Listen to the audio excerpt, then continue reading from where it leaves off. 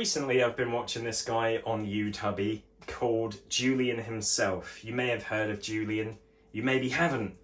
I know years ago he used to be kind of involved in, what was it called? Pick-up artistry, where you pick stuff up in the form of art, yeah? So instead of just picking it up like that, you go, ooh, no, obviously I'm joking. Pick-upping meant, oh, I'm at a bar, and then you might neg a girl. What does that mean, you wonder? Well, you might go, excuse me, I don't know if you know this, your nose is fucking massive, you look like a right munter. Hey, I'm only negging you. I know he was a little bit wrapped up in some kind of allegations, meaning he was going to foreign countries outside of the United States, which is where he's from, and on camera for his YouTube channel or website or wherever, he was pretty much promoting, just grab a girl by the arse. You can do it in this country. It's all right. Now, law shouldn't dictate morals, really, should it? It used to be legal in the Philippines, and I think it's similar in other countries, for a 12-year-old to have sex. I mean, I don't even want to talk about that because it's so disgusting, but that's going to promote paedophilia, innit? People go, should we go to the Philippines, mate? Why is that? Lovely country, lovely views. Nah, 12-year-olds, you can shag them. Disgusting. Point is, whatever he was doing was bad, I think. It may have been taken out of context a bit. I'm sure the media glamorised trying to take him down. The internet cancelled him. We've seen it happen with different people, like Logan Paul when he filmed a dead corpse, or a human that, had committed suicide. Some acts are forgivable, though.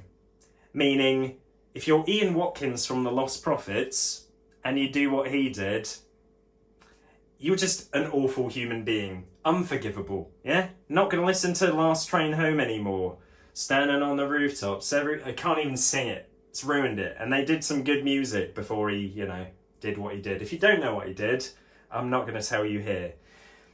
But I think people like to cancel celebrities or internet personalities just because we're like, yes, we've got the power to ruin your life. Go get a job now, you dickhead. You can't. No one's going to employ you. Fact is, I'm not responsible for whatever Julian did or did not do. I'm not overly interested. I'm judging him on what I can see and the person making videos now. But I knew it might come up in the comments. We'd be like, Stefan, do you know what he did? Yeah. He let the internet go to his head. He had all these people watching him, and he did some wrong stuff. The fact is, his videos now are different. In a way, they're the same. He's still doing these seminars in front of maybe 20 people in a classroom, or maybe 100 people or more in a big conference room. I'm sure he charges a lot of money to attend. More money than is probably reasonable. From what I've heard, it could be like £1,000 a day to go to one of these seminars. So it's silly money, really. I would never spend that much. And I've noticed with all of his videos, it's pretty much the same content, meaning someone from the audience, and they're all there because they're insecure, they've got self-esteem issues, they're depressed, that kind of stuff. He goes, come on up. And they're like, oh, all right, yeah. Sort of stand up with him in front of all the people. Goes, so what's on your mind? I don't know. He's like, oh, I don't like that answer. You do know. Like, tell me. And sometimes the people on there are a little bit better than others. I watched one the other day that was quite painful to watch because the guy just looked so uncomfortable, so socially anxious, so in his own shell. And what Julian pretty much gets all of them to do is eventually scream, if not sing, in front of these people. I, myself, and probably you, if we're in front of like 100 people that we don't know, let alone if you do know them, and you're told, right, scream as loud as you can, like you fucking mean it, what are you going to do? You're like, oh. So most of them do this like half-ass scream, like, ah! That one actually that bad. That's like a 5 out of 10. Some of them are like, ah! It's like, is that how you'd scream if someone's breaking in your house trying to kill you? But the message of his videos, I believe it all comes from something called Letting Go, which was a book by David Hawkins. Am I getting the name right? where it's about getting in touch with your emotions, because many of us have been taught to be fake in the world. So you're out there dealing with people you don't really know, and you want to come across well. You want to be polite, you want to be friendly, you want to look cool.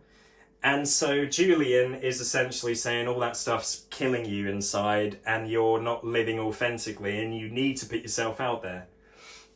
You need to risk not being liked by everyone. You need to stop worrying about that, because you've got to live for yourself. And I know from my own experience how painfully difficult it can be to keep that up every day. Not saying I'm like this guy being fake in my day-to-day life, but if I'm having a bad day, I don't know what I'm supposed to do with that. Am I meant to like be honest with people? They're like, oh hey stranger, I'm just calling you because this is a work call. How are you? Oh, I'm pretty depressed today. I'm kind of considering killing myself, dude. Like, obviously you've got to draw the line with certain things, but if you're doing that in every area of your life, and it isn't just work, because work's the best example, because we have to maintain certain appearances for the sake of an income, so we will do that. But it can also be with your family. You might be a certain way with your mum, certain way with your dad, with friends, with your girlfriends.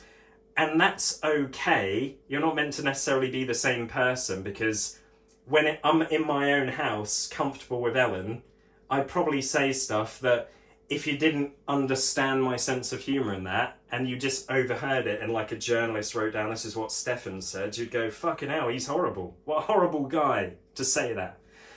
So sometimes you've learned to be a certain way with different people.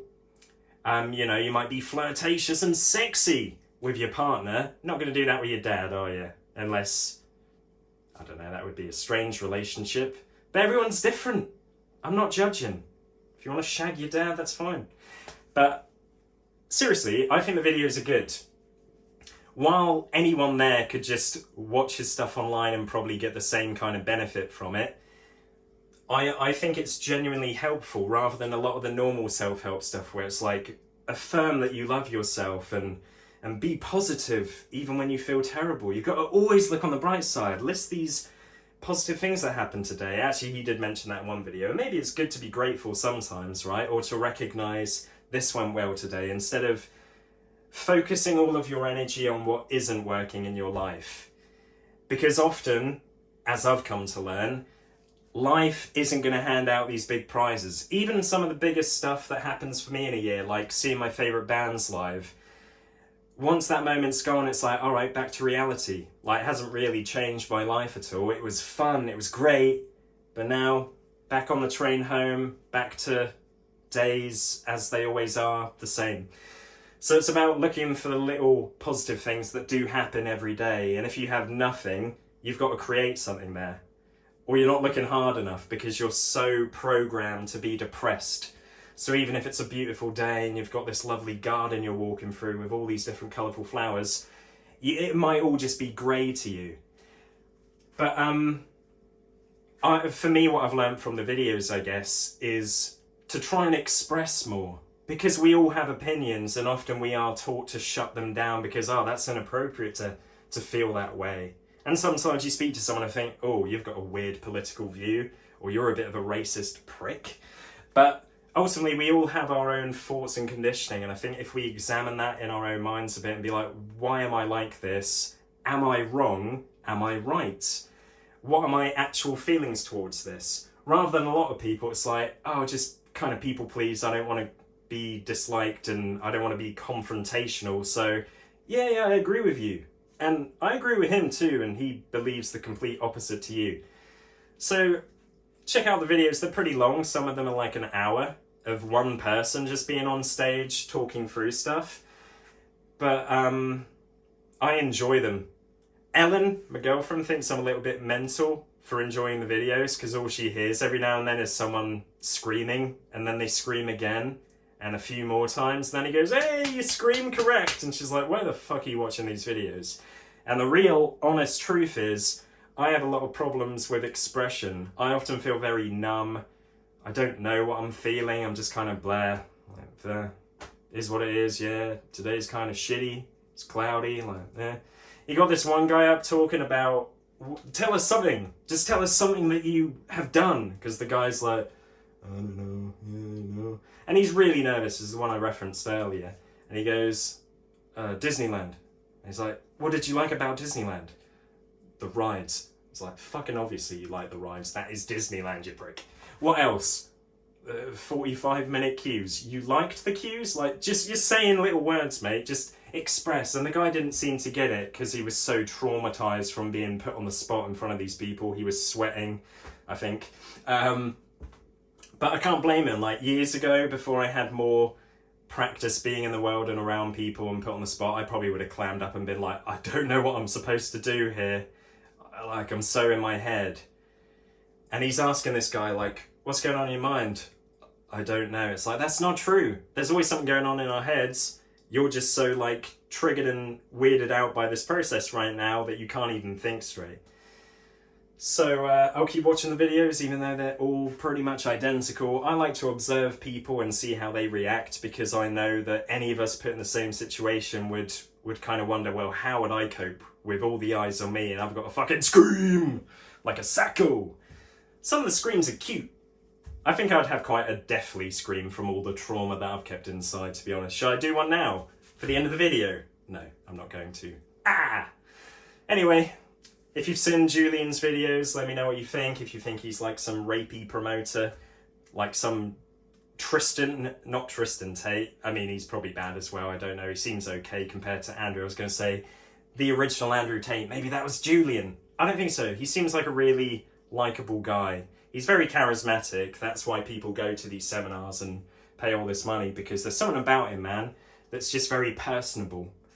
And yeah, I don't think everyone should be judged on their previous mistakes from a decade ago. We got to like move on at a certain point and go, all right, what's this person putting out now? If he was putting out content now saying go to bars and like just start groping girls' boobs without asking, I go, fuck that guy. But he's not doing that. So, cheers.